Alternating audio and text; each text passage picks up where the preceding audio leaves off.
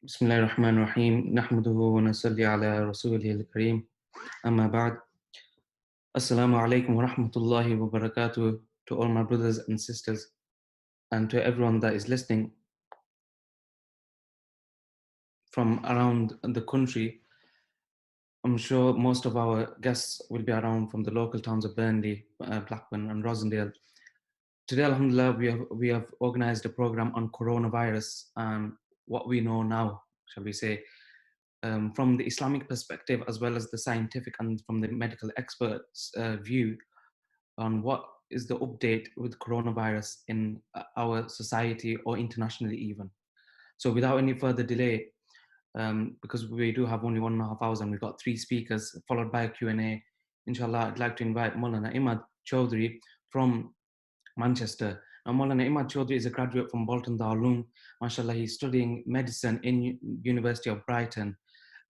He has, from my personal experience with Maulana Imad, he has done a lot of studying regarding bioethics in medicine. He went to University of Chicago last year, and he was studying Islamic bioethics under one of the world leaders of the field of Dr. Asim Padela. And also currently Maulana Imad, mashallah, he's doing a lot of khidmat in the Islamic Society in University of Brighton, as well as the medical school. And Allah subhanahu wa ta'ala has taken a lot of khidmat from him, and he's sacrificing a lot of his time to share some words and wisdom from the Islamic perspective on the coronavirus. So inshallah, without any further delay, I'd like to invite Maulana Imad. Jazakallah. Bismillah ar-Rahman ar-Rahim. Alhamdulillah Rabbil Alameen. Wa la aqibatu lil muttaqeen. والصلاة والسلام على أشرف الأنبياء والمرسلين وعلى آله الطاهرين ومن تبعهم بإحسان إلى يوم الدين أما بعد.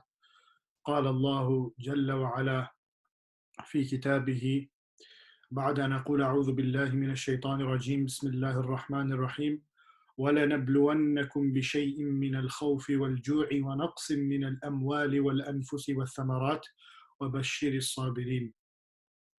وقال النبي صلى الله عليه وسلم عجبا لأمر المؤمن إن الأمر كله له خير وليس ذلك لأحد إلا للمؤمن. رب اشرح لي صدري ويسر لي أمري واحلل عقدة من لساني يفقه قولي. After praising Allah the Almighty and sending salutations upon His beloved Mustafa Ahmad al-Mujtaba salawatullahi alayhi wa ala alihi, I'd like to thank the organizers of this program. I'd like to thank first of all Maulana Asad, Maulana Jumal and the rest of the team at Community Outreach for doing such an amazing thing and organizing such important and pertinent programs for really the benefit of humanity at large. And I think the title I've been given is quite a difficult title in the sense that it's quite a lot to go through in such a small amount of time. And I know other speakers and there's been similar programs on trials and tribulations and their solutions in the context of COVID-19 specifically. And to exhaustively explore all the different nitty-gritty things will be quite difficult when it comes to this.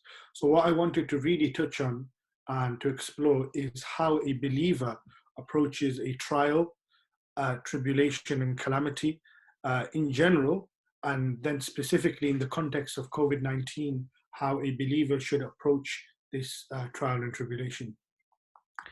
So first of all, it's from the creedal statements of a believer. It's from the creedal statements of a believer, and it's a fundamental belief in Islam that good and bad, al-qadru khayruhu wa sharruhu min Allah, huluhu wa murruhu min Allah.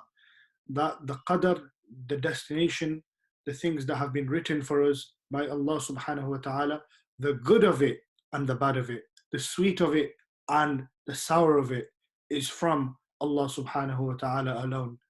And when Allah subhanahu wa ta'ala describes himself in the Quran, in surahs like in Surah Tabarak, Surah Al-Mulk, Allah subhanahu wa ta'ala says about himself, الَّذِي خَلَقَ الْمَوْتَ وَالْحَيَاةَ لِيَبْلُوَكُمْ أَيُّكُمْ أَحْسَنُ عَمَلًا.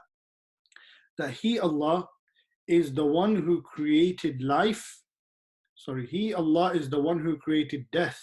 الذي خلق الموت والحياة, and He is the one who created life. ليبلوكم, so that He may try you, He may test you, He may put you in difficult situations. And the reasons for this is أيكم أحسن عملا, to see that which of you is best when it comes to action. أيكم أحسن عملا. And He in Surah Al-Baqarah states, وَلَنَبْلُوَنَّكُمْ بِشَيْءٍ مِّنَ الْخَوْفِ وَالْجُوعِ وَنَقْصٍ مِّنَ الْأَمْوَالِ وَالْأَنفُسِ وَالثَّمَرَاتِ. That surely we shall try you, we shall test you in things that that you may fear, min al-khawf wal-ju', and with hunger, wa naqsim min al-amwal, and with a deficiency and lessening in terms of your wealth, wal-anfus, and in terms of yourselves, wa thamarat, and in terms of your fruits, from the fruits of your work. Wa bashir as-sabirin, but glad tidings are for those who experience this state of sabr, experience the state of patience with Allah subhanahu wa ta'ala. And then he further goes on, الَّذِينَ إِذَا أَصَابَتْهُمْ الْمُصِيبَةِ, that these are those people whom when a calamity afflicts them, when a calamity and trial afflicts them, they turn back to Allah subhanahu wa ta'ala in their speech, but when they speak, in their body and in their hearts as well. الَّذِينَ قَالُوا إِنَّا لِلَّهِ وَإِنَّا إِلَيْهِ رَاجِعُونَ, that certainly we are for Allah, and to Allah we shall indeed return. So it's the reality of this life that we will be tested in various forms. Allah subhanahu wa ta'ala tells us in this that we will be tested in various forms, and we'll be tested in terms of our wealth, we will be tested in terms of our health, we will be tested in terms of our physicality, right, in our physical attributes, and mentally will be tested as well. So we have several forms which Allah subhanahu wa ta'ala tests us by. And this verse of Surah Al-Baqarah, and the ulama mention that Allah subhanahu wa ta'ala mentions not just one form of test, but different types of tests. And this wasn't an exhaustive list. And this shows that we all will sort of experience different types of trial and tribulation. And this is part of our life, and this is part of our belief, that our tests will be different. Our tests will be different depending on who we are, depending on if we are male or female, depending if we are young or old. Our tests will be different, of different types, but the approach on how we react to these types of tests, how we react to the tests, these should all be one. And the way we react to these tests, and the way the ulama have derived from the Quran and Sunnah, that we reflect on the tests given to us by Allah subhanahu wa ta'ala, is by turning back to Him, by turning back to Allah subhanahu wa ta'ala in the state of sabr, in the state of patience. So it might seem counterintuitive that Allah subhanahu wa ta'ala is saying, giving glad tidings to those people who experience stress, experience tests, because on one hand something's bad happening to you and you're taking something good from it. It seems quite counterintuitive that how can one take glad tidings from a calamity? So this can be explained from the hadith of the Messenger sallallahu alaihi wasallam. The hadith of the Messenger sallallahu alaihi wasallam, which states that sins of a believer, the sins of a believer are expiated and forgiven. Those who approach calamity in the state of sabr.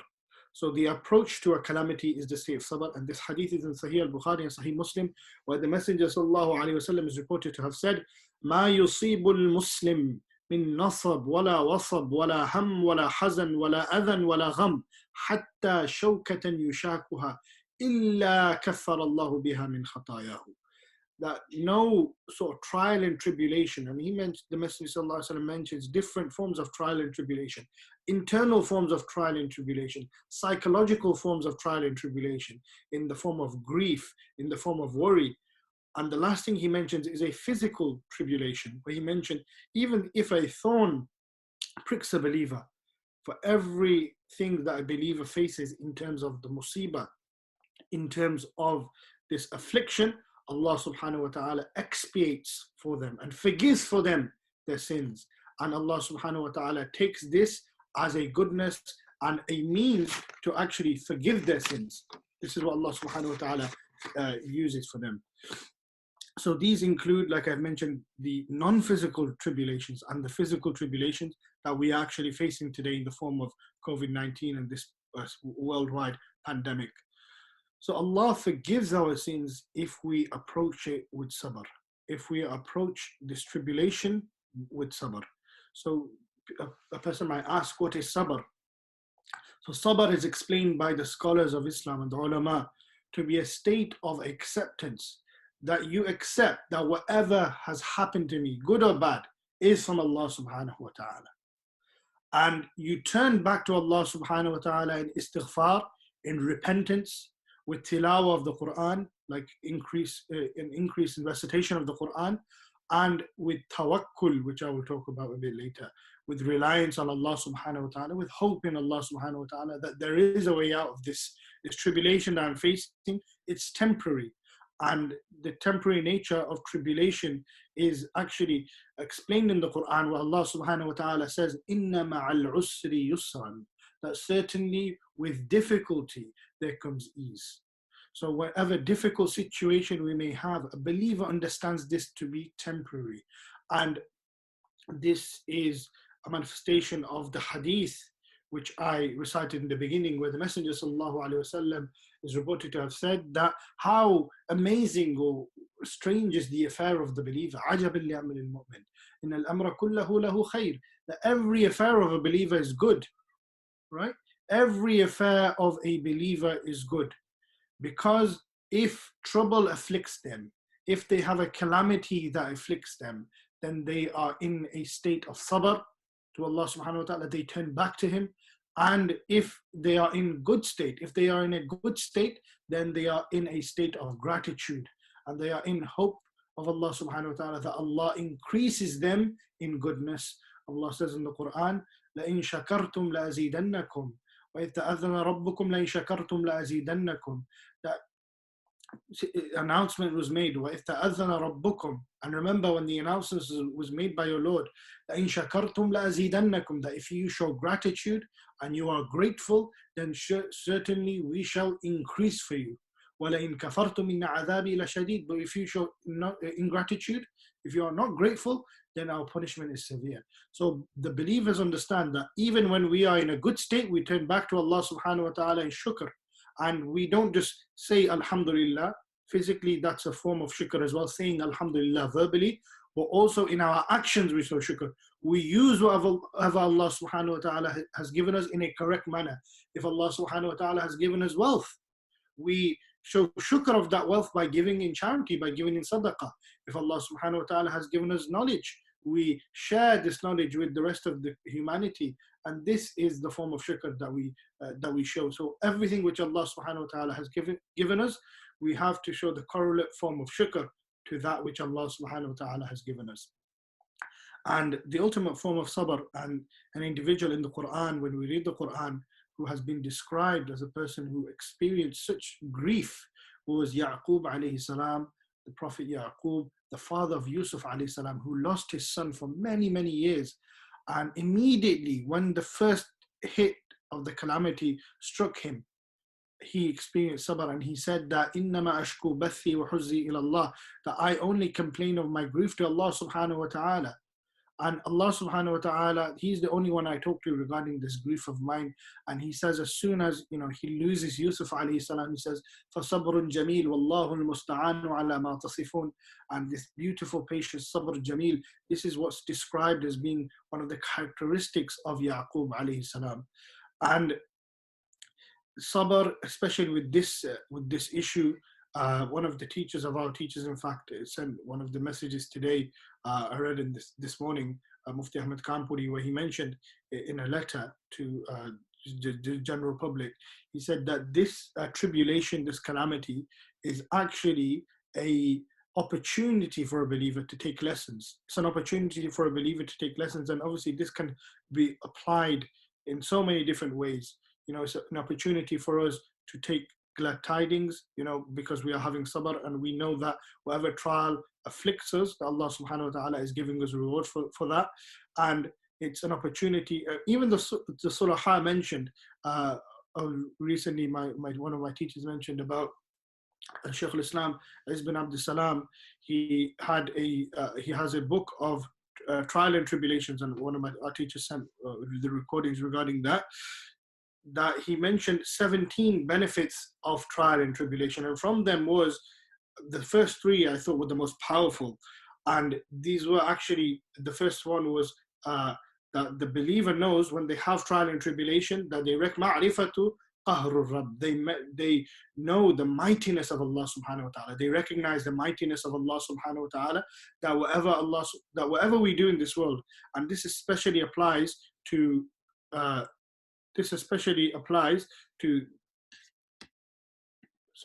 this especially applies to us in this world in the 21st century, where we think, we are so ahead in terms of science, in terms of, our knowledge, in terms of our physicality. We think, yeah, we've got everything now. But Allah subhanahu wa ta'ala has shown us that something we can't even see has literally stopped the world. So Allah subhanahu wa ta'ala has literally stopped the world using something that we can't even see. And this is the reality of ma'rifatu qahri Rabb. And this is what Ibn Abdul Salam mentioned, one of the first benefits of ibtila and trials to be. Then he mentioned dhillatul ubudiyya, that we know that ourselves, we are lowly in front of Allah subhanahu wa ta'ala. And when the trial afflicts us, it teaches us that, Allah gives an example in the Quran actually. فَإِذَا رَكِبُوا فِي الْفُلْكِ دَعَوُا اللَّهَ مُخْلِصِينَ لَهُ الدِّينَ. That when the people of on a ship, when people are on a ship and they experience a storm, then they turn to Allah subhanahu wa ta'ala, being sincere in devotion to Allah subhanahu wa ta'ala. So Allah is for them, one, and now we are worshipping truly with sincerity. It teaches in sincerity. We are sincere in the worship of Allah subhanahu wa ta'ala. And this is an example, not just for this particular storm when we are actually on a ship and a storm happens, but for the storm of life. Because we are distracted when everything's normal, we are sailing, plain sailing. But when the storm comes, when the calamity comes, which is this pandemic, this is right now, we can't even exit our homes, we can't even exit our houses, we can't even do anything that is non-essential. Right? Allah has shown us that, Allah has the rububiyyah, He has the might. His might is manifested with this, and it teaches us to be to renew our intentions in our sincerity to Allah subhanahu wa ta'ala. It also teaches us to have a hilm, to have this forbearance. Because we have nothing to do. We have nothing to sort of do to counteract this, so we are forced to wait. And this teaches us hilm and forbearance, which is one of the greatest characteristics. The Sulaha call it the Sayyidul Akhlaq, the greatest characteristic that one can actually have in terms of their character. And this is actually, this pandemic is a training ground for hilm. And Allah subhanahu wa ta'ala describes Ibrahim alayhi salam, Inna Ibrahim al-awwahun halim, that Ibrahim alayhi salam is one who yearns for Allah, and he is someone who is forbearing. So I know I've only got a few moments left, so I wanted to talk about, in beginning, how a believer approaches any calamity, and now specifically, what are the calamities that befall us when we talk about this current pandemic, and what are we going through as believers. And these are, because I know this organization run by Maulana Asad and others, they focus specifically on end of life janaza and aspects like that. I wanted to really talk about some things and a few points. I was trying to split my time evenly, but I think I've spoken for a bit longer than I should have. So I wanted to talk about things that we are coming across now that we haven't come across before. So first of all, it's I've just written a few points down about what we are sort of facing. So first of all, one of my colleagues who was actually working as a doctor, subhanallah, he's on the front line, and when they have the masks fitted, the N95 masks, the fitting of the mask doesn't allow for him to keep a lengthy beard, so they have to trim the beard really short. And subhanallah, for this individual, it was really, really difficult. It was really, really difficult because this is such an individual who has kept his beard for a long amount of time, and he saw the beard as a sunnah, great sunnah, and a way to experience the Sunnah and experience the living in the way of the Messenger sallallahu alaihi wasallam, acting upon the prophetic command. But of course, because of the personal protective equipment and the way the personal protective equipment is to protect himself, the scholars have given, a discretion for him to take the beard, to shorten the beard, and have the mask fitted for this occasion. Allah, it was a huge tribulation for him. It was a huge tribulation for him. But for him and like other healthcare professionals who are in similar conditions, we have to understand that Allah subhanahu wa ta'ala rewards us for our intentions. Allah subhanahu wa ta'ala rewards us for our intentions, and whatever good we do, Allah subhanahu wa ta'ala will reward us for it. And because obviously he is undergoing one of the greatest things, fighting on the front line against this pandemic, it's something that's for a believer of great reward. And like the Messenger sallallahu alaihi wasallam says, khairun nas anfa bihim, that the best of people is the one who benefits the people the most. And how more can you benefit the people? By actually helping save their lives. So first of all, people who have to undergo something that apparently might feel bad. It might feel, okay, I'm doing a bad thing, but it's the less of the two evils. Saving a life is better than this, and the scholars have told him, it's fine. But despite this, you feel bad, and that was specifically for healthcare professionals. And secondly, something that's afflicting all of us, brothers mainly, is we cannot go to Jumu'ah, and we do. Even myself, you feel this emptiness maybe throughout the years, and Jummah has sort of become a burden. Every day I'm listening, every week I'm going. Friday I have to listen to the khutbah, have to sacrifice your lunch break for people who are working. But now you only realize, after you had years and years of Jummah, that you realize the importance of Jummah and how big a part of Jummah was your life. So this pandemic has given us a moment of reflection, that we can reflect back and we can understand that, this Jummah was such an important part of our life. And for those who are regularly praying Jummah, we should know that Allah subhanahu wa ta'ala will indeed reward us for Jummah, because إِنَّمَا الْأَعْمَالُ بِالنِّيَّاتِ, that actions are by the intentions. We're rewarded for actions by the intentions we have. If we are stopped from doing a particular action, but we were regular in it, we have hope in Allah subhanahu wa ta'ala that Allah will reward us for this. And thirdly, another thing that people might feel bad about this year especially, for patients who are high risk from COVID-19, people who are 64 or above, or people who have comorbidities, people who are going through certain illnesses, that might mean that this is unlike any other year where they are not able to fast. Their doctor and their local scholar has said to them that you're high risk because you have an upper respiratory tract infection or something that makes you more prone to developing COVID-19. So you'd rather not fast. For specific individuals, who may have always fasted their entire lives, and this is a point where they can't fast, they might feel bad. But for these individuals as well, we should understand and we shouldn't feel bad, because our rewards is by our intentions, and inshallah Allah subhanahu wa ta'ala will give us the reward of fasting. And the final thing I'd like to mention, another tribulation that we are going to face, and this actually links to the preparation of burial and funeral, especially by community outreach and the work they're doing, is, whether we like it or not, this COVID-19 has forced us to come together with our families, and we're in a closed space with them. We are forced to communicate, and this is a blessing for some and might be difficult for others, but inshallah, for all of us it becomes a blessing. So we have certain members of our friends and our families that are high risk from COVID-19. People who we know from the data from previous countries like that COVID-19 has hit before us, like Italy and China, that there are certain individuals, people who have comorbidities, who have other medical conditions, people who are above the age of 64 by the data have shown that they are more likely to have a lower chance of recovery than other people. This doesn't mean that COVID-19 wouldn't affect people who are younger, but it just means that they are more high at risk. And we know people who are on a respirator who have had to be intubated on the life support machine. A life support machine and the respirator is a marker of poor prognosis. We should understand this, that it's quite difficult, and having intubation as well, even though it helps you to breathe, is a double-edged sword, as it will be discussed later on. It can increase your chance of infection. So we need to have these conversations with our families who are at high risk, that what are our final rights.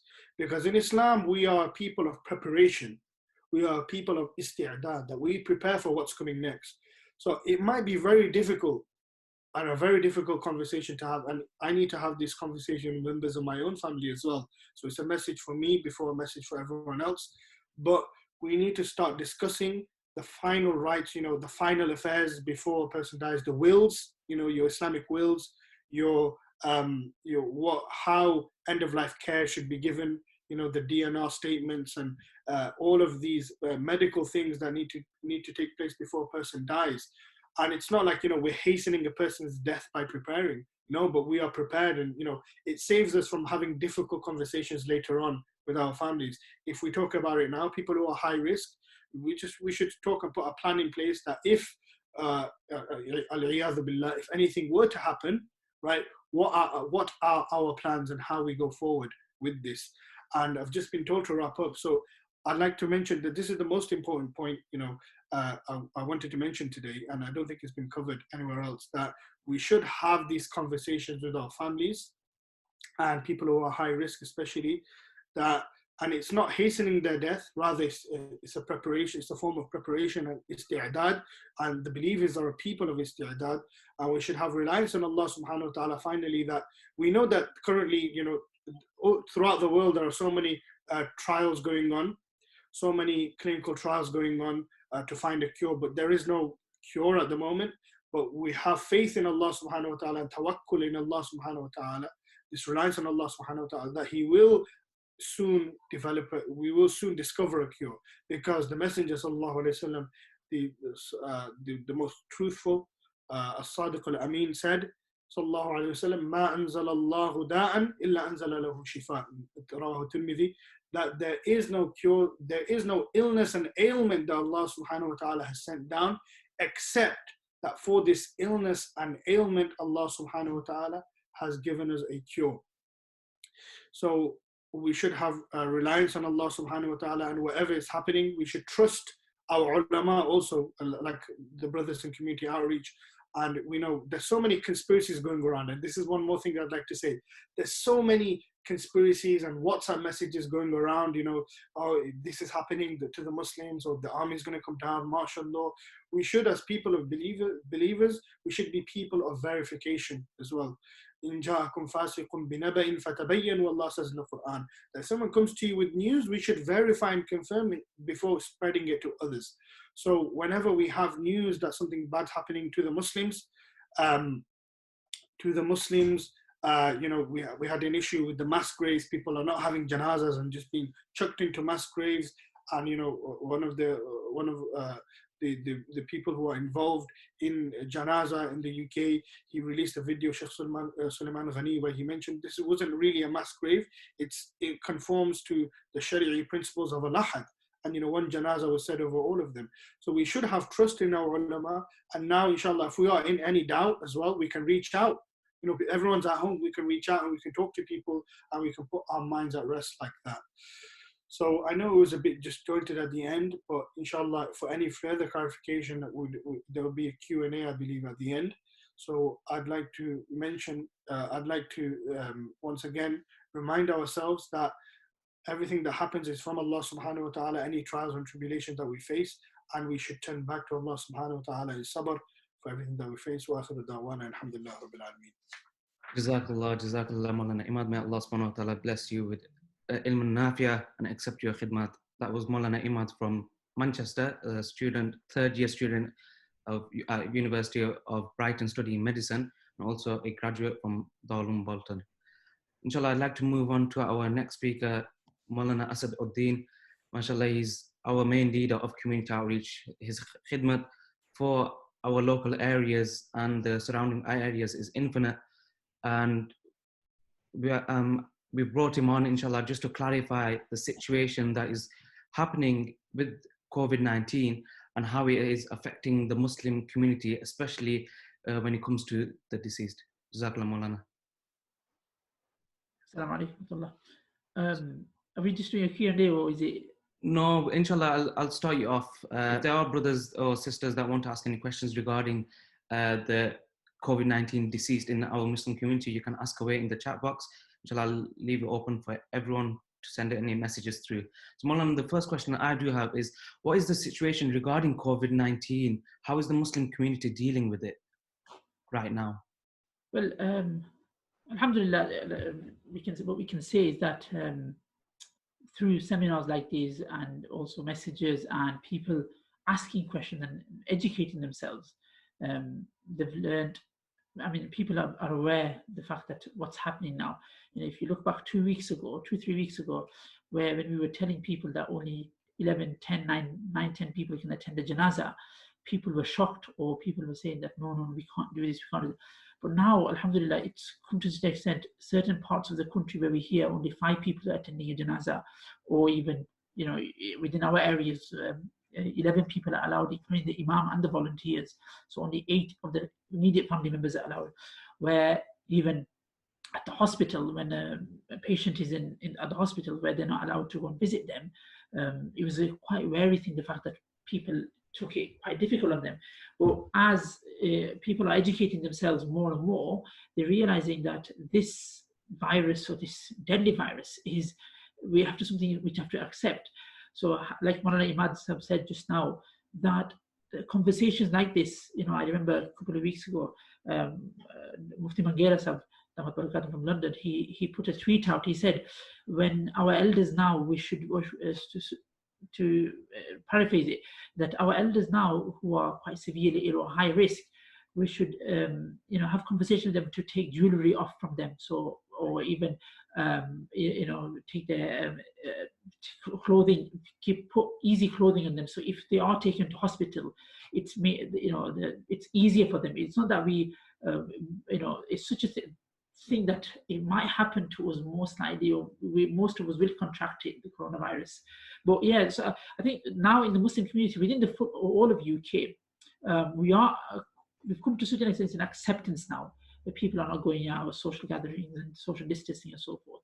So yeah, I think we are, inshallah, like Maulana Imad said, inshallah, we'll be gradually coming to an end, hopefully soon, inshallah. Inshallah.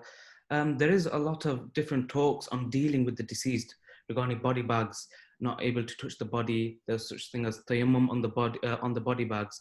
How is, obviously, as one of the leaders of Muslim Burial Trust, how is Muslim Burial Trust dealing with it, and what advice can you give to the other communities outside of Lancashire, for example?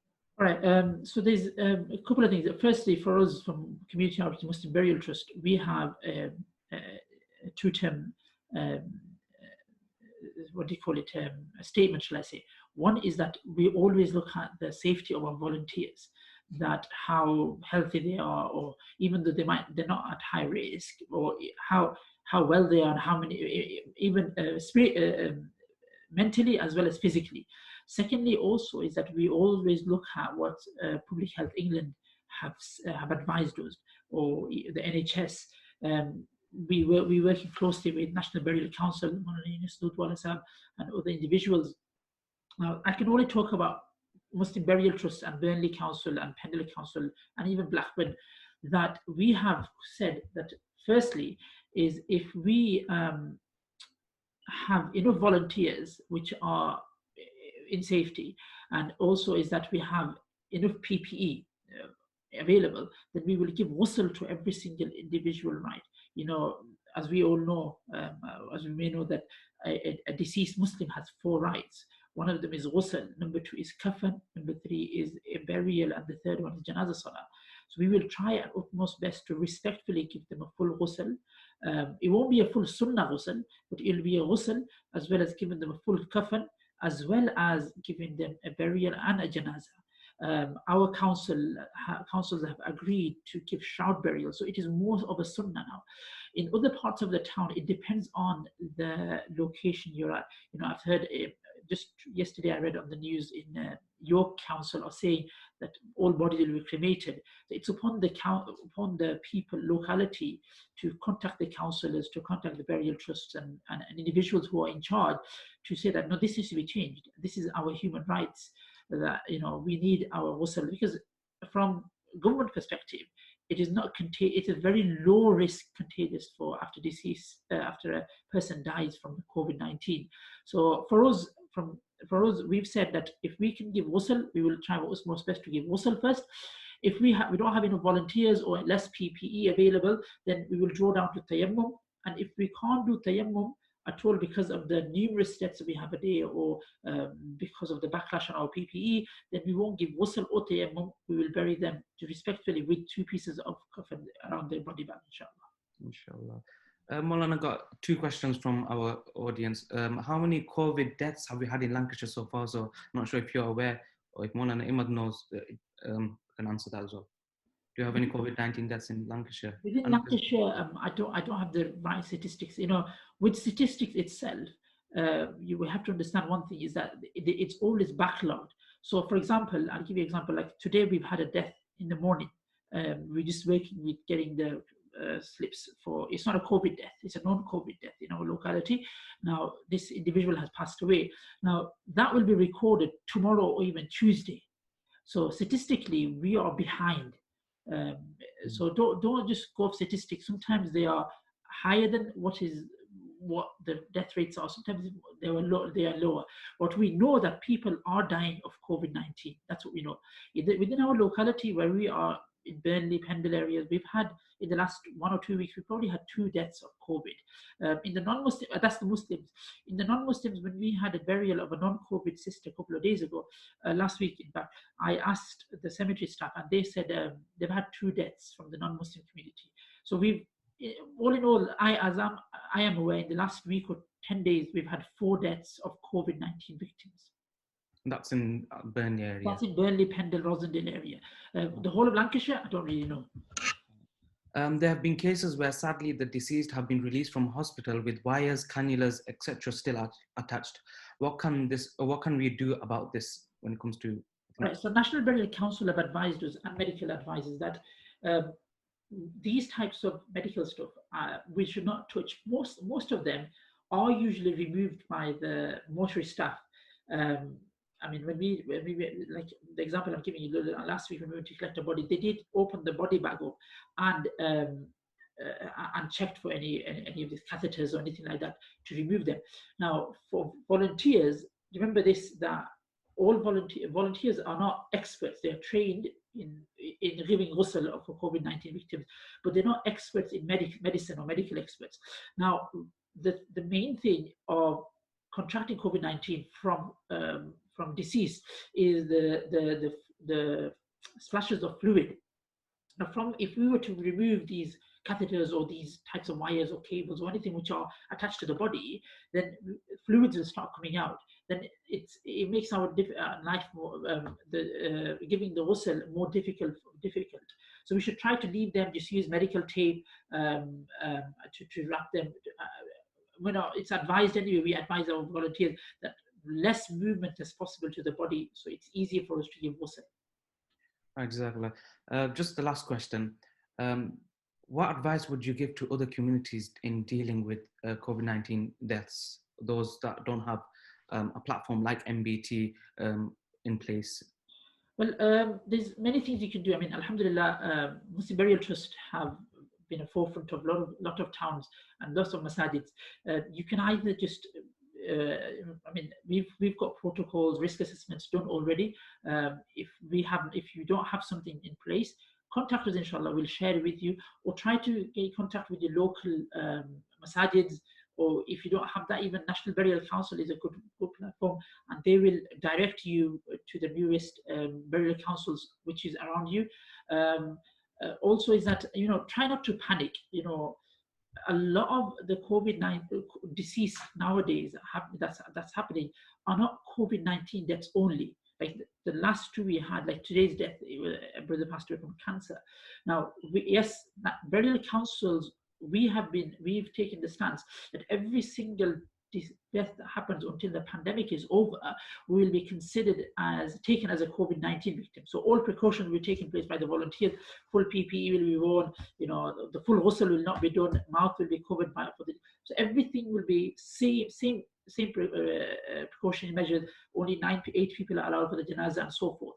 So yes, you should try and follow a risk assessment, or even follow a council where people have experience and or have dealt with COVID-19 victims. Or the best thing to do is to follow National Burial Council, Google them, they've got all the risk assessments on place, alhamdulillah. Jazakallah, Maulana. There are a few more questions, but inshallah we'll deal with them at the end for Q&A. And we'll move on to the next speaker, inshallah. Jazakallah. Assalamu alaikum. Alhamdulillah, our final speaker is Dr. Saqib Choudhary, mashallah. Dr. Saqib Sahab, mashallah, he is from Reading and is our main guest speaker for today. He will be talking about the up-to-date data and information regarding coronavirus. And also, mashallah, he is very active in the khidmat around the Reading area. He's the CEO and founder of Talk 2GP Next Gen Health Solutions. And mashallah, with his work,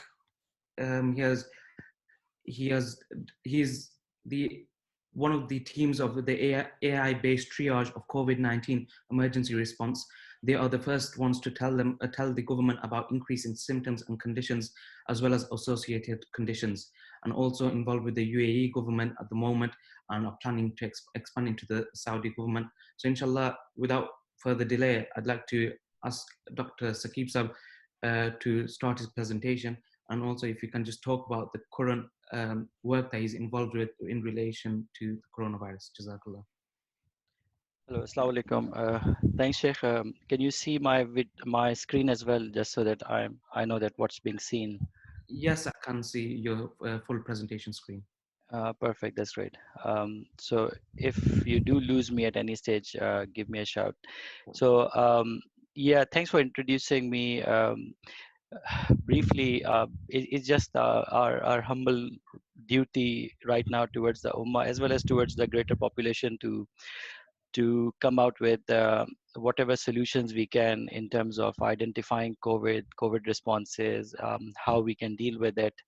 And from a healthcare perspective, we are in constant touch with various health services, including National Health Services, CDC in Atlanta, which is the core disease control and prevention authority in the US. Similarly, Department of Health in Middle East, just so that. Dr. Saqib Sahab, can I just request you to put your camera on if that's okay, or is there an issue? Oh yeah, no, that's fine. I think as long as my children don't jump in somewhere. I don't know. So we have moved house, so if you see any clutter, I do apologize. That's fine. We can see this presentation, the main screen. We just sometimes they say 70% is body language in presenting a presentation, inshallah. Yeah, okay, that's fine. So what I was saying was how it happens is like we are in constant touch with databases from the world as well. So for example, loss of taste and smell was reported.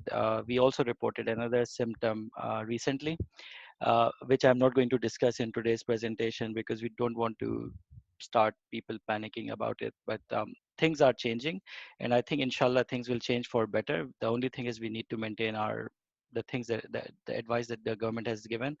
So without further delay, I'll start on the whole thing about myself presenting is to give a general awareness and maybe help in general people answer common questions, So as we see, this is the data from 10th of April. We have a site, I don't know if you guys even know about it, but European Center for Disease Control and Prevention tracks all of the pandemics from a European perspective, but also from a world perspective. And you can see the data as such right now worldwide is about 1.5 million cases, 95,000 deaths, 135,000, 1.3 million have recovered, etc., etc. So from United Kingdom perspective, we have 65,000 cases and about 9,800 deaths. From yesterday's, it's about 9,900. So I would say we are very, very close to 10,000. However, the thing is, we should not we should look numbers in perspective. It's 10,000 out of a population of 60 million. And in those 10,000, if we look at the age groups, I haven't displayed those here, but the age group is mostly 70 plus. And the people as such, general population who is healthy, healthy adults, healthy younger ones, healthy teenagers, they are less prone to a severe infection. So you might get mild symptoms, mild infection, but with time it's going to go away. And right now, our hypothesis is that more than 80% population is already infected with the virus. It's just that it's not enough to cause an infection, and our immune system is very in a good state, so it's fighting back as well. So we don't have to worry or panic about getting something, getting an infection, but rather we just have to make sure that we don't spread it unnecessarily. You know, we don't do things that the government has asked us not to do.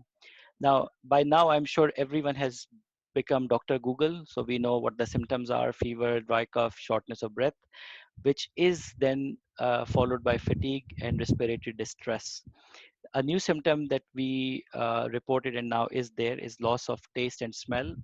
This comes after a short while, but not to everyone. It comes in a small number of population, so it's not a very common symptom, but it could occur. So if someone has a persistent fever, persistent dry cough, shortness of breath. So shortness of breath means panting, this sort of thing. So this, if you are basically struggling to breathe in, that is called shortness of breath.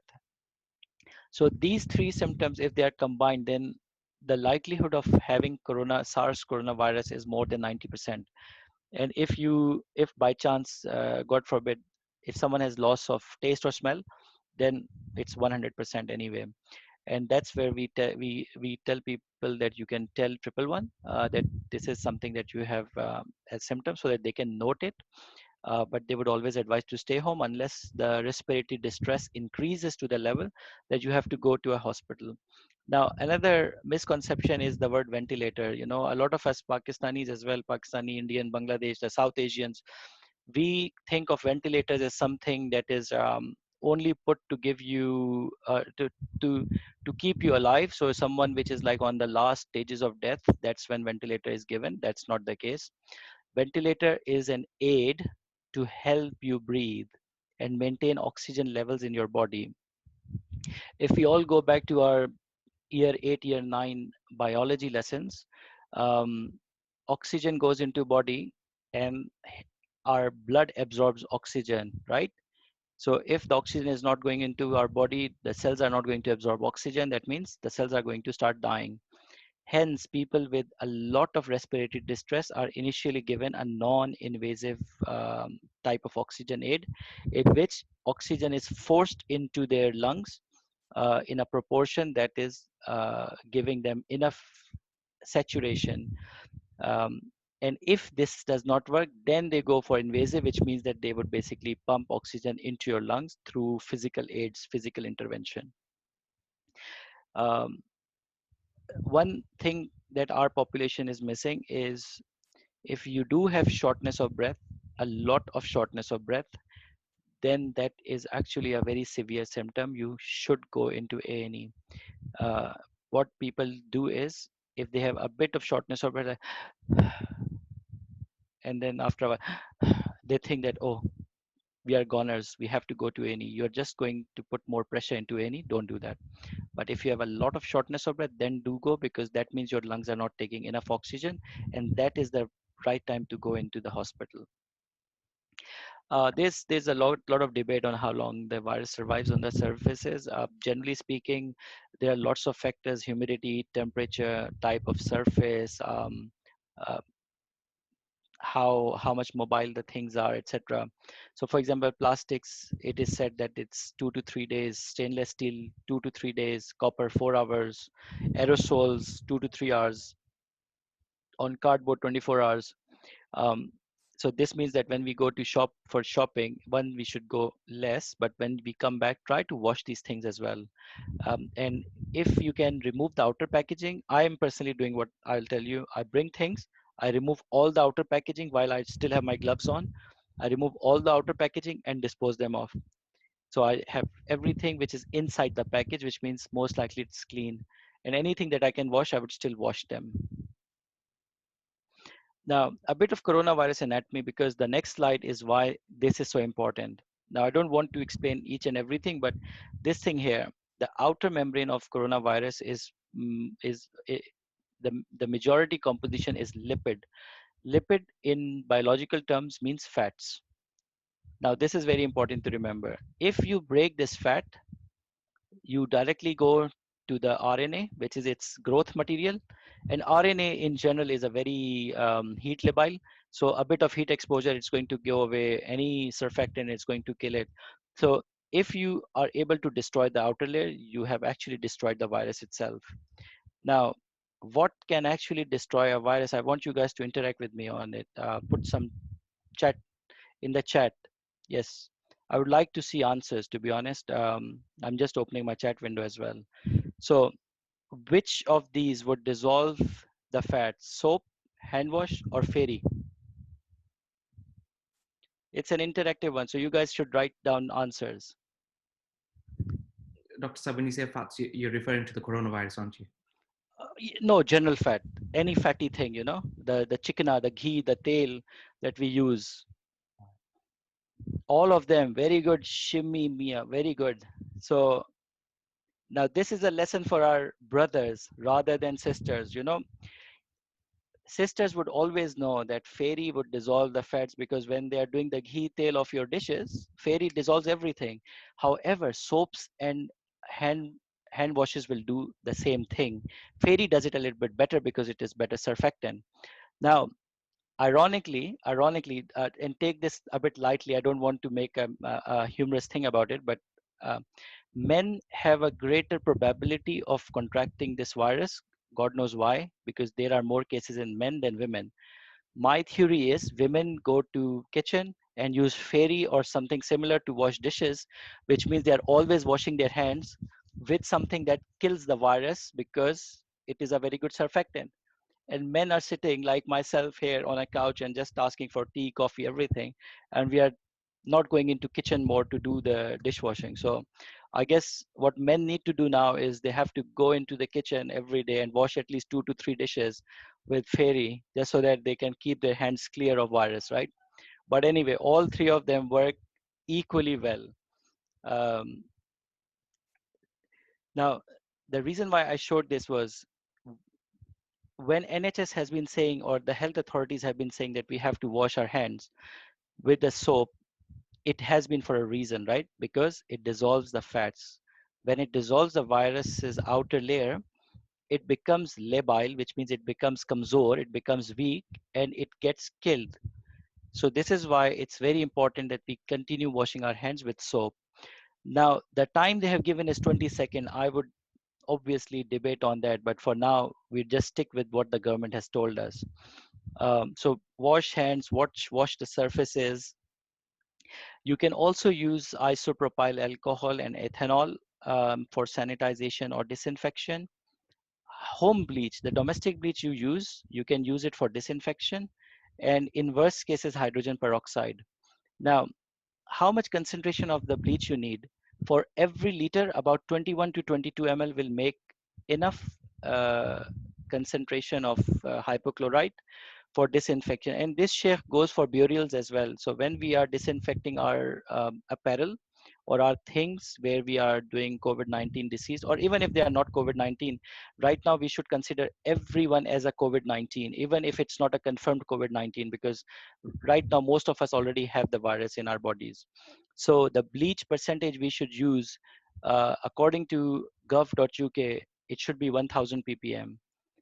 In my personal experience, anything over 300 ppm is a good concentration. 1000 ppm is a slight overkill, but we can stick with it. If we have to make it, we don't have to go and buy a high concentration bleach. The only thing we need to do is just go and buy the ordinary bleaches. They are 4.5%, use 22 ml per liter, and that will give you the correct concentration. Um, so this is just a chart of what the guidelines are. So hand wash for 20 seconds. You can use bleach for disinfection. You can use isopropyl alcohol for disinfection. This is for commercial disinfection, or where we are doing burials or funeral services, where this is where we can actually use bleach as well as IPA for disinfection. Hydrogen peroxide 0.5%. Now, a common question that people have asked me is, why 70%? Why not 90%? So if we use 90% IPA alcohol, it will be even stronger, right? That's the common sense. 90% is bigger than 70%.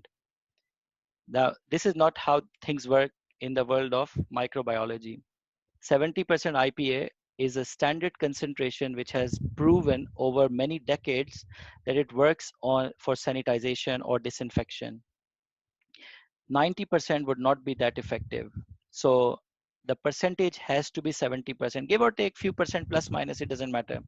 But 70 does not mean you start doing it with 90%, because 90% would have no effect, literally speaking. Now, transmission, again, a lot of confusion on transmission. I hear a lot of people saying airborne infection, airborne infection. It is not an airborne infection. It transmits through droplets. Remember, the virus in general has to stay in some sort of environment to stay viable. And the only environment the SARS coronavirus has is liquid or moisture. So mucosal, so any secretions, even our tears could have the virus. So it would stay in the droplet. So when we sneeze, how far the droplets are going, the droplets would have coronavirus in it. This is why we say that publicly wear masks, so that you are not spreading the virus through cough or through sneezing. The way you can contract the virus is that if someone has sneezed or coughed, in the droplets would settle on various objects. You would touch object and then you would inhale them by touching your face, or even by sneezing. So once you have sneezed, you basically have your hand here. So something you gave out, but the hand already had corona or something. You basically, by putting it, you actually helped it come into your body. So the transmission cycle is very simple. Someone coughs or sneezes, releases droplets. Droplet sits on surfaces and eventually inhaled by us. So when we are going into shopping centers, this is why we should wear surgical gloves. And once we are wearing surgical gloves, do not touch your hands like this. Rather, if you have to touch through the back, so you can touch like this. Try not touching your hands. Keep a small sanitizer bottle with you. So when you go to your car, take the bottle out, sanitize your hands, or disinfect your hands, and then open the door and sit, so that you are not transmitting your germs in your car or in the vehicle you are sitting. These are small practices that you need to employ when you are going out, if and when you are going out. Now, some common questions, I'll jump to them. A lot of debate about which masks to be worn, N95, surgical, homemade. I would recommend normal surgical masks are good enough. If they are 3-ply, remember 3-ply, 1, 2, 3, 3-ply, because it prevents a lot of, it filters droplets, so the droplets would not come. Virus are nanoparticles, they can always cross, but it's not an airborne infection, so the virus is not going to cross because it has to be in a droplet. So droplets would always be captured here. And because it's 3-ply, it's not going to go in either. Sheikh, if someone is asking question, I don't have my chat window on, so you can ask me in between as well if you want to. Homemade cloth masks, I will not recommend them unless you are at home. If you are just at home, you can wear them, not publicly, because they serve no purpose at all. N95 is an overkill. If you have N95, great. If you don't have, don't worry about it. You're not going to get infected. Use normal surgical masks. Should I worry? As I said, by now we are almost everyone is an asymptomatic carrier. We don't have to worry about this thing. No panics necessary. The only thing we need to do is social distancing, avoid gatherings, avoid unnecessary outside interaction. And if we can do pooling, try to do pool shop, sort of pool shopping or shop pooling, whatever we could call it, primarily someone in your friend circle, if he's going to Asda or Sainsbury, he should send a text, oh, I'm going there. Does anyone want smaller items? So he should pick the items. One person goes out, brings items in, it's less risk than imagine 4 people going out and spreading everything and coming back. So one person does 1 week, second person does second week, third person does third week. So the first person who did it, he will get a turn on week 4 now. And this we are doing in Reading right now. We have a circle of 7, 8 friends. One of them does the shopping. So I haven't gone out in about 1.5 weeks now, because I did my shopping for everyone, and now other people are doing shopping for me. So that's how we are managing. So we need to manage in a way which is sensible, and avoid panicking at this stage. One of the thing is, try to use immune boosters like honey. Honey is a sunnah, and try using more and more honey in your things like tea, coffee, water, hot water. Try using more and more honey, because the better our immune system is, the better we will be able to fight it from even coming out as an infection. Is there a treatment? No, there is no treatment. There is no treatment. They've Things are working. People are doing a lot of vaccinations, vaccine preparation, etc. I am in medical research for 22 years. It's not that simple of a process. The only thing is, if we do get infection, it is going to our body is going to repair everything internally, and inshallah everything is going to be fine. The only cases that are becoming worse are the ones that have underlying conditions or weak immune system. Other thing that I had was, does 5G have any impact? Wallahi, 5G has no impact. That is such a fake propaganda. I cannot imagine. That's a propaganda of the century, I guess. If anything, the if anything, the virus would be killed by waves, shock waves or sonication waves, those sort of things. But viral quantity cannot increase through these waves. So do not listen to these things. A lot of fake news is happening, so just try to ignore these. Um, One of the things I would say is, you can have a positive impact. A lot of people think, when people are talking, how can I make an impact? I'm just myself, my family. If everyone is going out sunbathing, how can I make an impact? I say no. Each of us can make an impact, because if we are not going out, we are observing social distancing, we are not spreading our germs to others, right? So we have done our bit. So our bit is stay indoors and save everyone else. Disinfection. Yeah, how long should I disinfect things at home? As I said, you can just spray IPA if you have isopropyl alcohol. If not, you can do the bleach thing and spray bleach. At home, you don't need 1000 ppm. You can just do a bit of less than that as well. 30 ppm would work. Um, that should be more than enough. If we have to submerge anything, like in ghusl, when people are doing ghusl, and if they have these rubber booties, they should be submerged and kept for a few hours, at most overnight, but nothing more than that, because more than overnight, it's not going to do anything. So whatever the effect of disinfectant is generally by during the contact time, and the contact time is between 30 minutes to a few hours. But 3 days, 2 days, 5 days, that has no impact. Whatever is going to happen is going to happen in the first few hours. Ghusl practices, for the people who are giving ghusl, I have uploaded gowning and degowning practices. Avoid exposing anything. So especially sisters, do not have your hair coming out. They have to be in. The only thing that is out is this part, but this has to have a goggle. So when you wear goggles, all of this part is all sealed, so you can't get anything inside. So the purpose is not to get splashes on your body.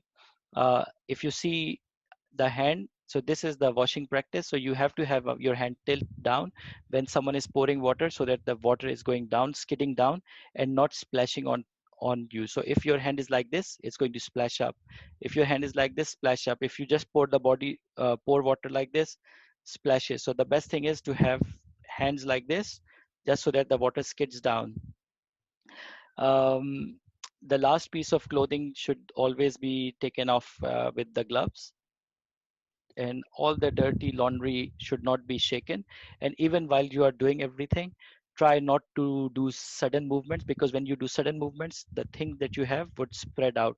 So try not doing sudden movements either in such an environment where you have to contain something. um, so those are my words, and that's about it, to be honest, from me. And I'm sorry I took a bit more time on it. No, Dr. Saqib Sahab, Jazakallah. Jazakallah. The presentation was perfect and very detailed. If I can request all the guest speakers to come on now, and inshallah we'll take some questions. So first one is for Dr. Saqib Sahab. Is using wipes okay if you don't have hand sanitizer? Yeah, if these are these Dettol wipes or sanitizer wipes, the one that have some alcohol in it, then they are fine um, to an extent. What happens with these ordinary wipes is that you can wipe the things off your hand, um, but they might still be stuck in the hidden spaces. So when you are doing sanitizer, you are doing just like you are washing. So it reaches all these hidden spaces. With wipes, you cannot reach the hidden spaces. So to an extent, it would reduce the viral or bacterial load on your hands. It's not going to minimize to an extent that a sanitizer would do, but something is better than nothing. If you don't have a sanitizer, use a wipe for sure. Brilliant. Also, if the speakers do have any questions for each other, feel free to ask as well. One question, I don't know whether Maulana Imad or Maulana Asad wants to respond to it. If you do have COVID-19 symptoms and it is the month of Ramadan, Islamically, are we advised to fast? So specifically on the COVID-19 symptoms. So I think, like Doctor mentioned, regarding the symptoms, you'd have a cough, shortness of breath, and fever. And the general rules regarding breaking fast when you are experiencing illness is, if you have the illness in Ramadan and the illness increases, or there's a chance that the illness increases, or you are facing, even though if it doesn't necessarily increase by that, you're facing immense hardship by fasting whilst you're having this, then inshallah you can break that fast and make it up at a later date. And it's a case by case basis.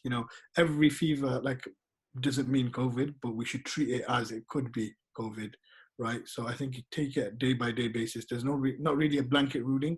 It's an individual's kind of observation of this, where you are fasting whilst in the state of experiencing symptoms. So of course you would be advised to break if you are having respiratory distress and a fever, because you need to rebalance your electrolytes if you're sweating a lot and things like that. So yeah, it would be advised to, but obviously every individual knows himself, and inshallah it's a individual decision, and there's no blanket ruling regarding this. Jazakallah.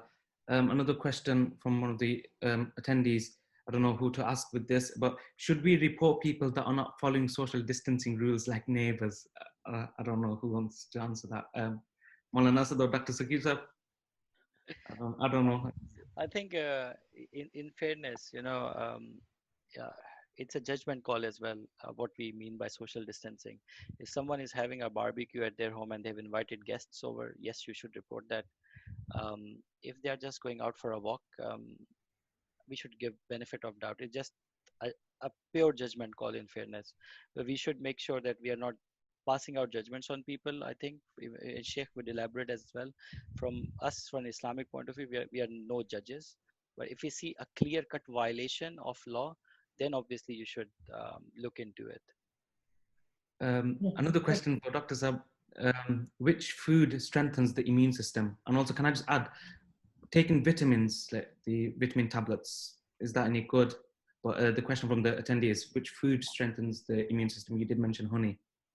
Yeah, my personal thing is I'm taking kalonji, black seeds.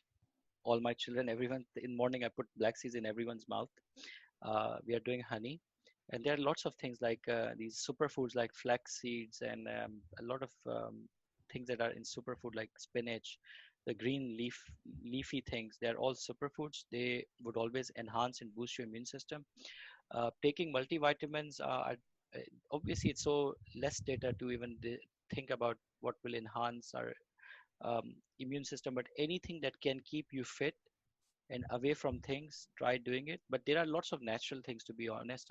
Oranges give you vitamin C, bananas give you lots of potassium, Honey gives you everything. Flax seeds, spinach gives you iron, folic acid. So these things, I would say, make it a bit more routine and stay away from junk, because junk food, carbonated drinks, fizzy drinks, having a lot of oily and greasy food nowadays, French fries, etc. That's not going to help anyone. So right now we need to make sure that we are taking more healthy food in and less junk.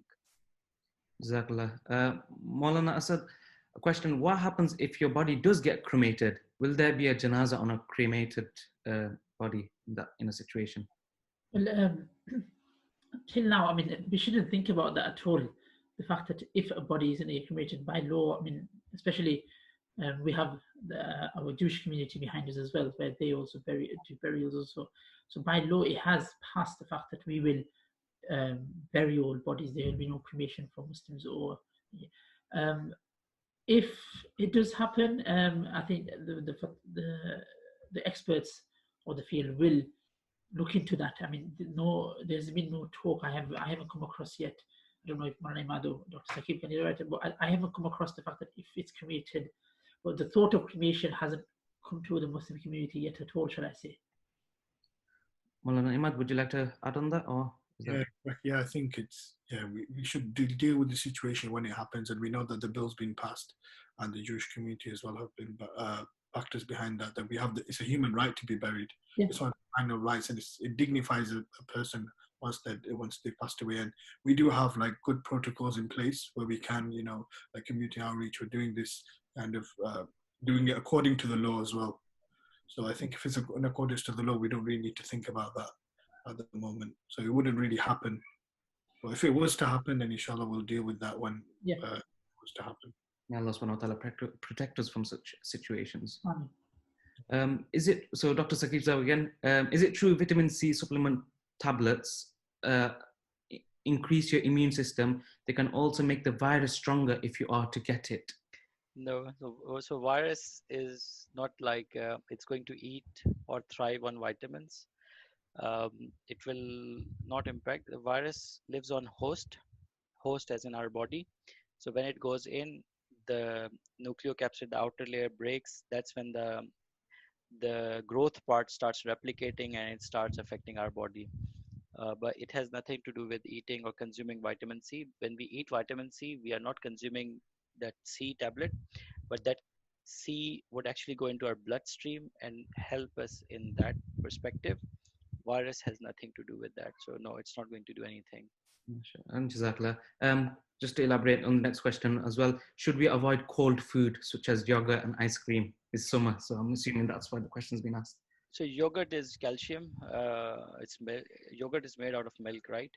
So a milk derivative is a very good thing. Ice cream is also a milk derivative, but ice cream has more junk into it. If you make ice cream at home, subhanallah, if you are in early or Reading, send me as well, please. Jazakallah. Again, to our two Maulanas, as Ramadan is approaching, we face the prospect of facing no khatam of Quran in Taraweeh being heard from our Imams. This can be distressing for many of our community. We were thinking that maybe 2 or 3 Imams only could lead at the masjid with precautionary measures so that the community can still listen from home and maintain the Ramadan spirit and vibe. What are your respective views on this? I think I'll go. It's similar to the Jummah issue, where first we shouldn't. If we start doing that, what's going to happen is later on, it's going to go the fact that when doors do open for the masajid for Ramadan, it's just going to go. Just before this Zoom talk, I was talking to a brother from Safar Academy, and we were just discussing how we can assist people in this.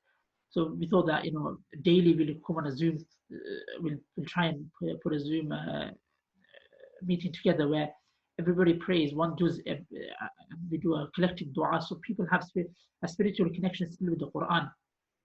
Some were even suggesting the fact that one person recites and they listen to the whole Quran like that. But in terms of in the masjids, and I think a lot of maslahas fiqh will be broken in that sense, and the respect of going for Taraweeh afterwards will not stay that after when the masjid is reopened. Imad, anything on that? I like to say kind of the same thing. It's like when we don't have an opportunity to do something, inshallah, we have the intention, we've been praying Taraweeh all these years, Allah will give us the reward for that. It's like if we start doing that, then are we going to start putting a black cloth over our fridge and doing tawaf around it? It's one of those, you lose kind of sanctity about that. And especially regarding the Jummah thing as well. I think initially we didn't know how long this COVID was going to last, the COVID pandemic, and how long we're going to be like grounded within our homes. So people start thinking, okay, let's start doing Jummah. And I know Mufti Usmani released that clip saying, okay, you can do Jummah, but in small groups. And then the ulama got together and they said, no, it's better to pray Dhuhr because you lose that the sanctity of the masjid. Because later on, what's going to happen is people are going to say, okay, we'll stop praying Jummah at home from now on. There's no point of going to the masjid. Obviously, we'll deal with that at that time, but it's like you lose the sanctity. And I think a solution for that is for losing that the Taraweeh aspect of Ramadan is you can, we've got technology, we can listen to the shuyukh of Haram from home. If we start increasing, even if we put it on loud, the Quran on our speakers and listening to it throughout the day, at least we still have that listening to the Quran. Maybe not joining in prayer, but just throughout the day listening to the Quran. I think there's a big misconception of Taraweeh it has to be a Khatm Quran, and rather than we can pray our own sunnahs. If you can pray in Jamaat at home and the father or the eldest son leads it, starting from Alam Tara all the way to Qul A'udhu Birabbin Nas twice, then you can, that's 20 rakats there. And, we'll get the same reward, inshallah, because obviously it's not our fault and it's only from Allah subhanahu wa ta'ala that. I think just to point on that, is that you're absolutely right. Some people have asked me this, have questioned this, the fact that you still have to pray Taraweeh even though you're not doing Khatam. People think that if you're not doing Khatam, you don't have to pray Taraweeh. Now, Taraweeh is one thing, praying 20 rakats a night. And another sunnah is to finish the Khatam of the Quran. So we don't let both of them go. We at least, whichever we can hold up on, inshallah, we should do that. So I'll just, because we're on the topic of Ramadan, we'll quickly go through the questions list. So obviously another question is, can we follow an online imam? So I'd like to ask the sister if you can elaborate on that in regards to, is that Taraweeh, like Maulana Imad did mention, that we can listen to Quran at home just via the YouTube or via internet. But are you referring to praying Taraweeh with the online imam? I'm sure our two Maulanas will say that that's not allowed. Is Eid Salah allowed at home, Maulanas? That's definitely no. What if my son, who is a half, is leading Taraweeh, but no one is there to take out the mistakes? What will happen? So I'll quickly answer that, inshallah. Yes, last night after Isha, I was listening to Mufti Abdul Rahman Manghera Sahab, who was given a talk, and someone did ask this question to him in London. And Mufti Sahab did elaborate on this question, and he was saying, it is not necessary for someone to be behind the imam or the hafiz to correct their mistakes. He can always record himself. Maulana was saying he can record himself, or he can, think back after Taraweeh. And if he has made any mistakes, he can correct it in the next Taraweeh Salah. So the next day, go back to that ayah and then continue from where he left off, where he finished. Would the ulama like to add to that? Absolutely right. And yeah. So a question for Dr. Saab. So is it okay to share food? If my mom has cooked some food, can I go and get some, even though she lives in a different house? Yeah, I think this is again back to some common social distancing and common sense as well.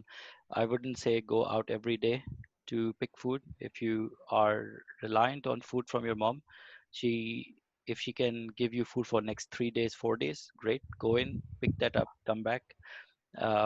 Provided neither she's COVID positive by now, neither you are COVID positive by now, because otherwise you are spreading.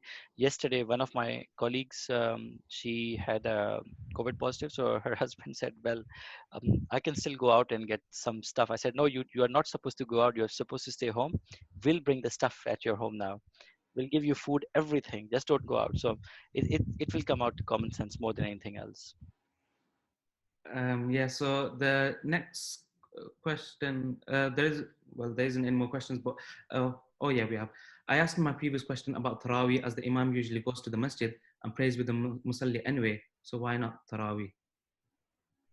So I'm assuming, when the masjids where there's only two individuals, so Imam and Muazzin, if they are praying the 5-time Salah, why not Tarawih? I'll ask Maulana to. Well, sorry, go on. Yeah, I think that's a slippery slope because, public places should be closed by now. So I think, it's quite difficult. I know people are still doing the adhans over the speakers and the salah over the speakers, but, this should be kept kind of to them by itself. I mean, maybe, if you're having the salahs and it's broadcast anyway, maybe that can be broadcast. But joining at home, of course, there'll be, there's conditions for a prayer. Otherwise, you lose the sanctity of the prayer. People saying, okay, it'll give me better concentration if I'm praying behind someone, but you lose the sanctity of the prayer and you lose that proximity to the imam and being in the same prayer as the imam. And this is what the emphasis about when we have collective worship. Collective worship is done in this physical manner. So I think, yeah, that's... Exactly. Now, this question I think I can address to all of you. And this is a problem that we did go through at the beginning when the pandemic did arise. And it is, doesn't the virus spread because Allah wills it? So, we did have people, going around, acting like normal because tawakkul ala Allah, depend on Allah. Allah's the Al-Hakim. So whoever would like to answer that question. I'll start off with Maulana Imad first. Okay, so there's a fine line between tawakkul and kind of stupidity in the sense that we have a reliance on Allah subhanahu wa ta'ala, but that reliance is, the meaning of reliance is tying our camel. And, we can't expect our camel to, stay in the same place if we don't tie it. Likewise, we need to lock our doors at night. Likewise, if we want to sort of experience good health, we need to eat right. We don't need to stop eating, we eat right. So we need to take the means for every action. So the dunya is darul asbab. It's a place of, consequence, where our actions have consequences. And we need to realize that, doing things for taking measures isn't against tawakkul. Rather, it's the definition of tawakkul, that we take whatever measures we can, and then it's up to Allah subhanahu wa ta'ala whether it's spread. And people are like, okay, Allah, the hadith that, la adwa fil Islam, there is no disease that spreads in Islam. And how can we understand this hadith? Where, in other hadith, the Messenger sallallahu alaihi wasallam says, run from the person who has disease like you run from a lion. So how do we understand and reconcile between these? And the reality is that la adwa fil Islam, the scholars have explained that the disease doesn't spread in Islam except with the will of Allah subhanahu wa ta'ala. But the Messenger sallallahu alaihi wasallam is still advising you to take precaution. Running away, this quarantine, it's in our Islamic history, the idea of quarantine, that the diseased people stay in a particular area. This is in our history, and we have precedent for this. So it's really important that we take precautions and all necessary precautions. And after that, we have the reliance on Allah subhanahu wa ta'ala. Otherwise, we're not really relying on Allah, because Allah advises tadawu. He told us to take medicine. If it was that disease are cured by just sort of without any medication, then the Nabi sallallahu alaihi wasallam wouldn't have taken medication himself. The Nabi sallallahu alaihi wasallam took medication himself, and he said that for every disease there is a cure. Allah subhanahu wa ta'ala has sent down every disease, and for every disease there is a cure. So to seek that cure is from our obligations. So it's an obligation to take these precautions, and it's actually haram in Islam to go out in this particular way, even if we think we are asymptomatic, because causing harm on others. Because maybe it's a personal choice to sort of, if I go out and get the disease, I don't really care. But that's your personal choice. But you spreading it to someone else, it's not their choice to contract the disease. So you're just forcing it on someone else, which is actually haram to spread this disease like this. So in this case, you wouldn't even be allowed to go to the masajid and places of worship. So how would you be allowed to kind of go out and live your day as normal? Jazakallah, that was a very detailed and brilliant answer, Maulana. Dr. Saqib, so a question from a brother asking, wearing niqabs, is that okay, or do we still need to wear masks, so the face veil for the sisters, or do they need to wear a mask behind it as well? So there are two things to consider in this. One is there's a veil that goes up, and there's a veil that, like my nani used to wear the thing here, and then it would go up as well. This thing, as I said, is considered as a cloth mask. It is up until now, the data suggests that it will be good for 50% prevention, but its penetration is not 95% protection.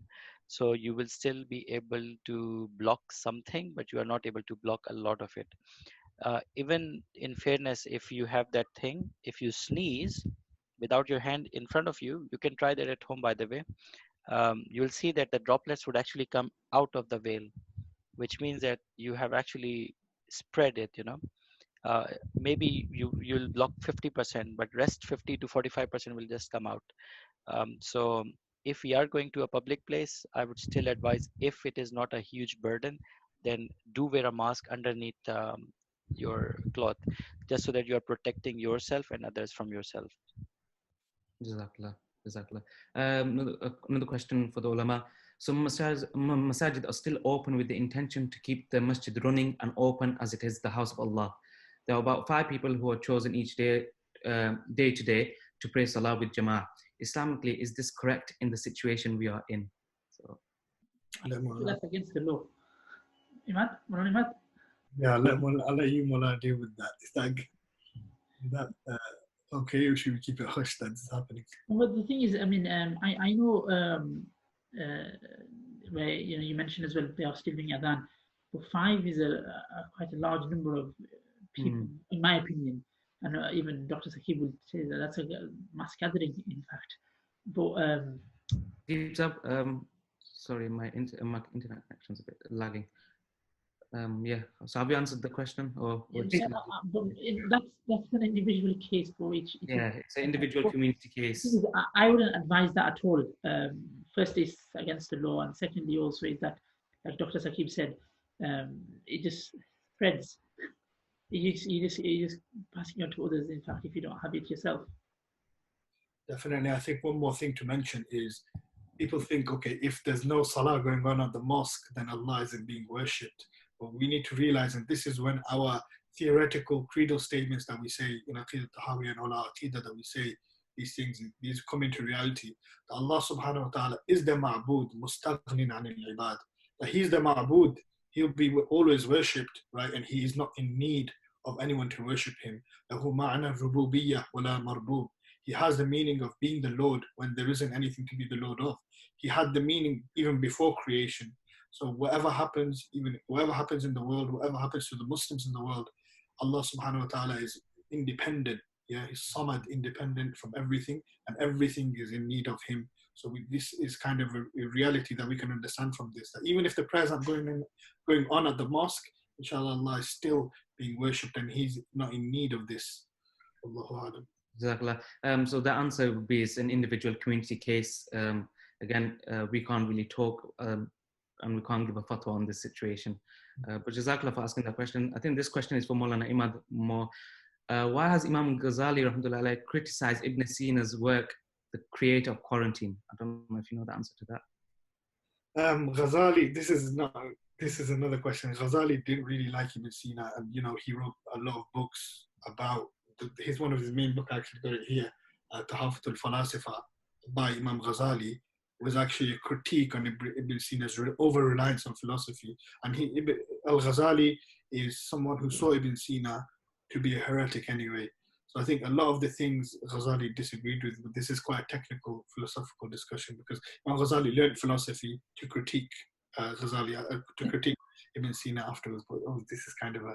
Yeah, I think inshallah, if the brother or sister whoever asked the question, if they contact Community Outreach by WhatsApp, we can give Maulana Imad's number, and inshallah Maulana Imad can get in contact. A question personally from me to Dr. Saqib Sahab. So current situation, we're in lockdown.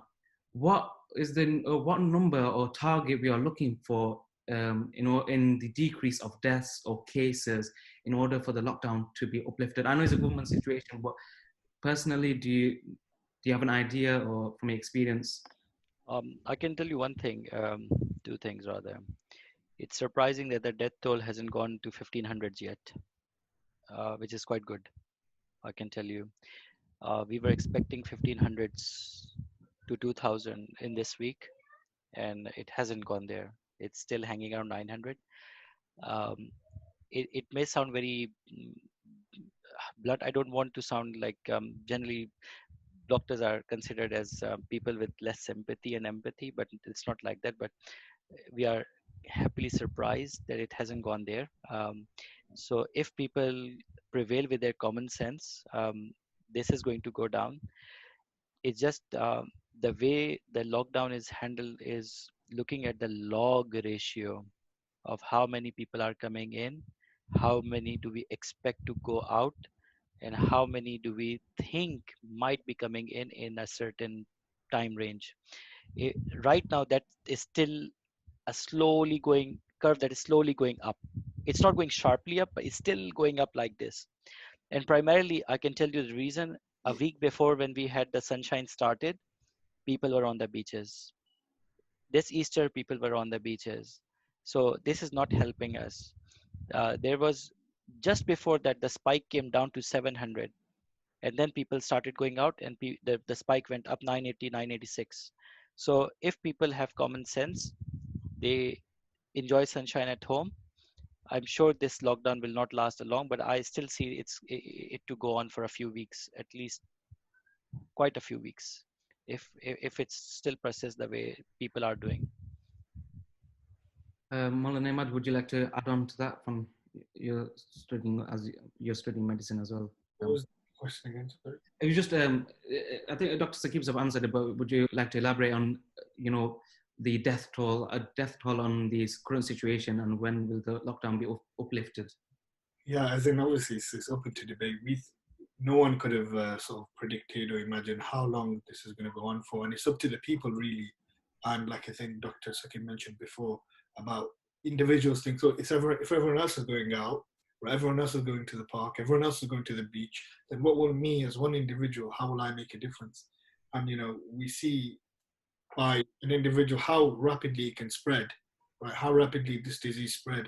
That's the impact you are making. By you staying at home, you are stopping the spread of the disease, and we should kind of try and broadcast this to everyone, rather than sending those fake WhatsApp messages. We should send some real WhatsApp messages saying, stay at home. Obviously, I know people are saying it, but on an individual level, you can truly make a difference by just staying at home.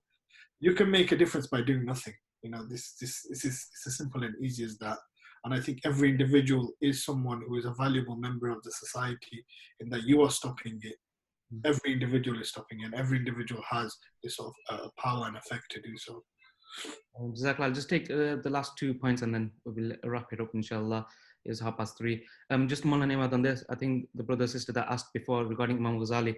Can I buy Ibn Sina's book, The Canon of Medicine? I think Awam asking. What about it? Al-Qanun fi Tib.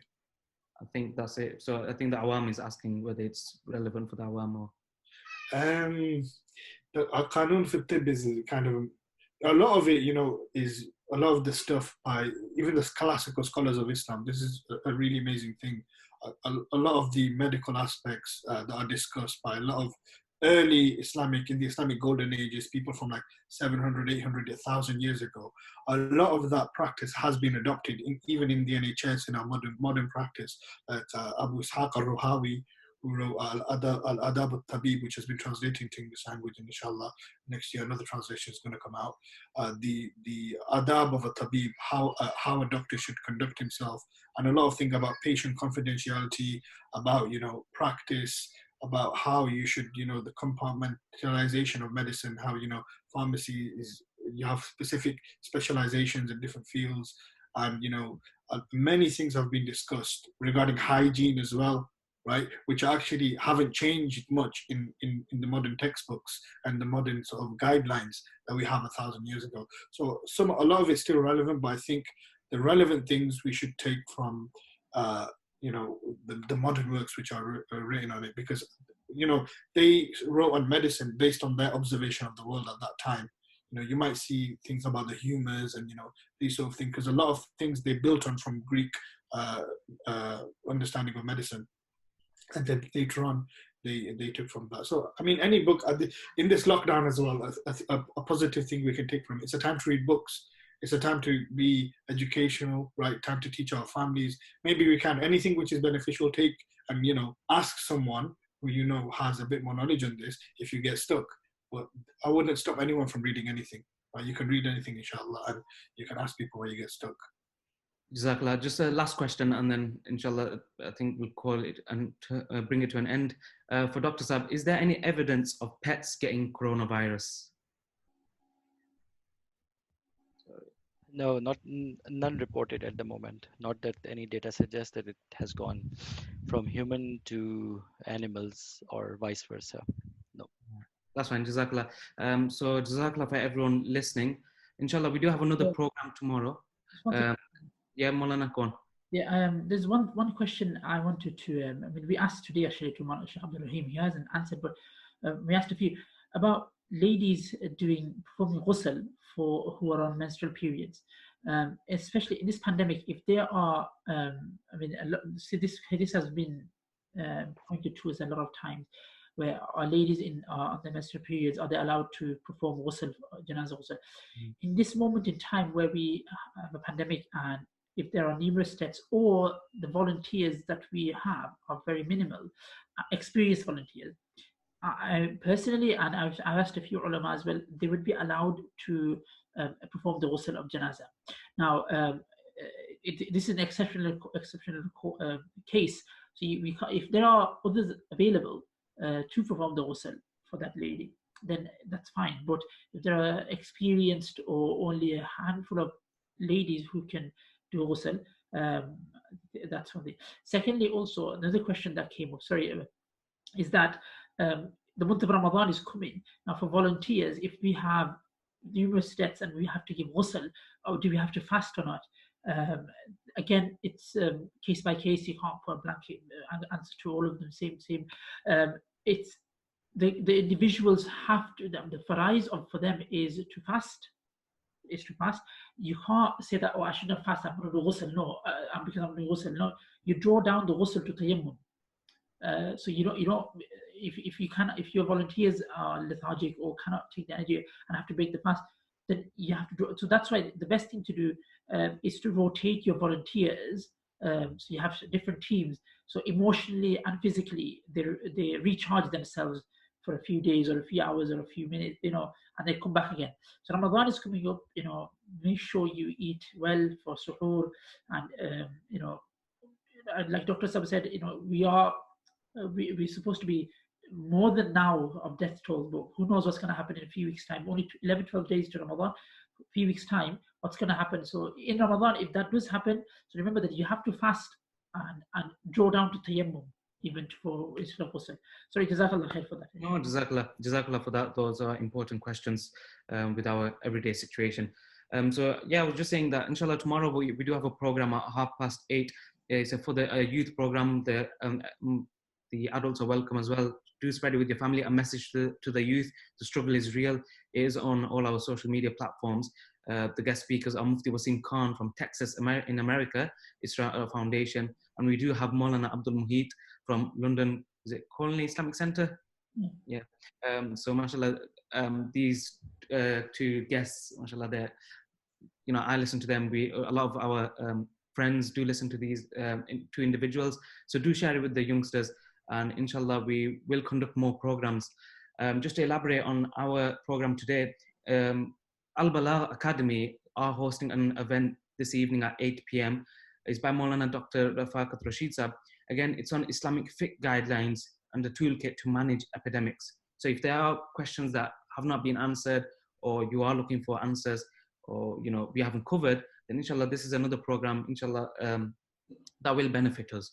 So I do end it with these two programs in your hands, and I just want to say Jazakallah khair to our guests for sacrificing their time and sharing their knowledge. May Allah subhanahu wa ta'ala accept your efforts and take khidmat from you guys for the deen of Allah subhanahu wa ta'ala, and may Allah subhanahu wa ta'ala grant blessings in your family, in the entire ummah, and Jazakallah wa akhiru da'wana and alhamdulillahi rabbil alamin.